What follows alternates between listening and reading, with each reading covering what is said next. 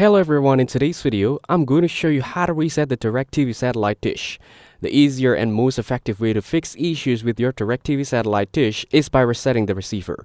Start by going to your DIRECTV receiver box and locating the red reset button, which is usually behind a small door on the front panel.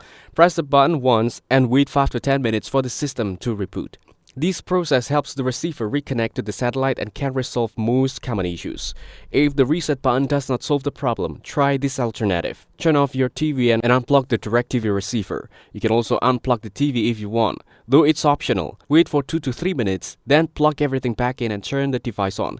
This helps clear temporary glitches that may be affecting your signal. If you are still seeing a no signal message, the issue may be with your satellite dish alignment. Go outside and inspect the dish carefully. Make sure it has been moved by wind or storm, and check for any obstacles like trees, buildings, or other structures that could be blocking the signal. Tighten any loose bolts if needed, but do not attempt to adjust the alignment unless you know the correct angles, as this could worsen the signal. If none of these previous methods works, you can restore the receiver to its factory settings. Press menu on your remote and navigate to settings, then reset and go to restore receiver or restore defaults.